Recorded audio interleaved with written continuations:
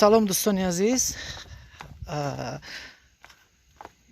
ба ҳама он нафароне ки ин лаҳза ин навори моро тамошо доранд ва мо ҳоло дар пули сангини шаҳри Норак ҳастем.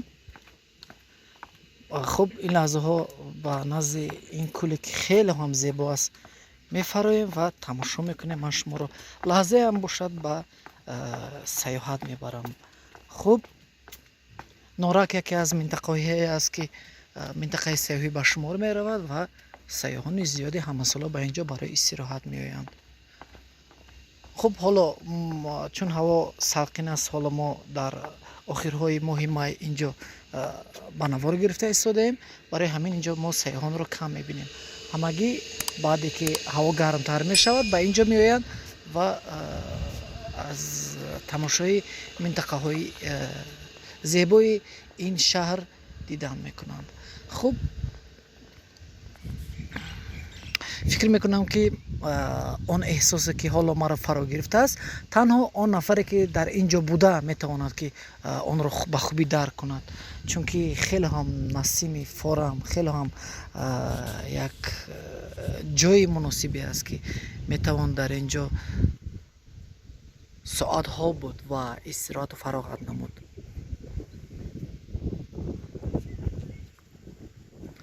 ҳоло боз каме аз як минтақаи дигар ман барои шумо навор пешниҳод мекунам. умедворам ки барои шумо хуш меояд.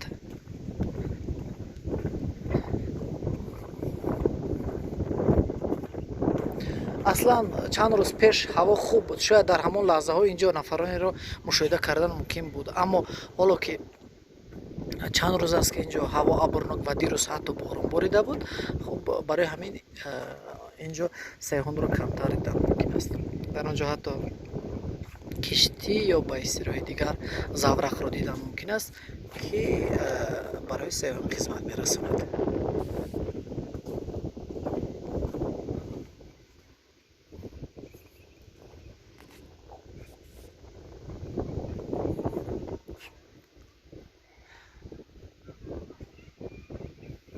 пас аз як лаҳза боз як нафари дигар ба як самти дигар меравем ва ман дар он ҷо низ боз навори дилнишинро баратон намоиш медиҳам. хуб инак чун ваъда додем, сёмкаи худро яъне навори худро идома медиҳем ва ҳоло ба самти асосии пули сангин равонаем. хуб то ин ки ман шуморо аз беҳтарин макони яъне беҳтарин ҷои ин истироҳатгоҳ ошно созам. анҷо кӯдакон метавонанд ки бозӣ кунанд. барои кӯдакон мувофиқ сохта шудааст. боду ҳаворо бинед чӣ хеле зебо аст. кӯҳҳо, сабзаҳо ҳамагӣ ба ин зебогии дигаре зам мекунад. ана инҷо барои истироҳат намудан ва тамошо кардани он самти манзара. мо инҷо чанд акс гирифтем. агар шумо ба саҳифаи ман ки ном дорад абдували нодирӣ офисиал дар инстаграм метавонед ки аксҳоро бубинед. хуб анин катҳое ки дар ин ҷо ҳаст як хусусияти миллиро нишон медиҳад. анҷо кӯдакон дар якҷагӣ бо волидонашон обозӣ доранд. хуб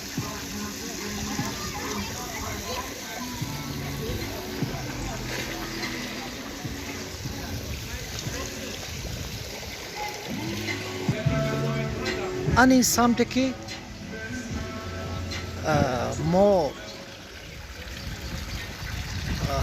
ман мехоҳам анахтара шуморо шинос кунам. инҷо як сайёҳ аст. салому алайкум. шумо инҷо истироҳат кардед ва барои шумо писанд омад маконе ки будед? خیلی پسند اومد. инҷо шаҳри Норак аст. шумо бори аввал омадед ба инҷо? кадом манзараш бештар барои шумо писанд шуд? кадом минтақааш? табиат? از کمپانی نه کدام منطقه نمین مثلا پولی سنگین برایشون پسند آمد؟ من برای طبیعتش. درباره خدمت رسانی چی گفته میتوانید؟ خدمت رسانی حالی هست با کجا باید اینو کمتر حالا هم آموزش میخواهد، حالا هم باید اینو تکمیل دهند خدمت رسانی رو. خوبتر به هر حال خوب است نسبت به سالهای قبلی که مثلا استراحتگاه ها میرفتید خوب است. بسیار برایشون نامراشون خوب است. همین پیش خدمتاشون هم بسیارشون معاملهشون خوب است، لیکن کمتر با حالا هم با طلبات جوابگو است پر. بله بله. و مخصوصا اگر شما این زیبایی ها رو ببینید فراموش میکنید مشکلی ها رو. خوش آمدید. تشکر برای اندیشه جالب. ما شما رو نپرسیم، خودتون رو معرفی نکردید. شما از کجا؟ نه من نیستم، از شهر دوشنبه. بهترین. زنده باشید. خب حالا چون نزدیکی به سفر ما اینجا اتاقایی که در داخل اینها هستن خیلی جالب است و حالا چون ما باید برگردیم به شهر دوشنبه، برای همین سفر دیگه هم حتما ما برای شما نشان میدهیم. اتاقای این آسایشگاه رو اینجا جای خوراک خوری که سیاحان خوراک میخورند و اون منطقه که من برای شما نشان داده بودم و حالا ما به سمت قبولگاه روانه‌ایم، یعنی ریسپشن میگوین. خب اینجا مناسب است برای گذراندن بازی های ورزشی. این دو سمتی که میبینید، دو سمت اینجا برای بازی فوتبال برای دوستداران بخش ورزش و سمت دیگر باشد. اینجا ما چون از مسئولین پرسیدیم گفتن که اینجا برای اسب تازی خیلی مناسب است. خب حالا این سیاحی که حالا ما صحبت داشتیم، نیسا بانو ما رو همراهی کرده ایستادند. خب در آنجا سیاحان دیگری که هستند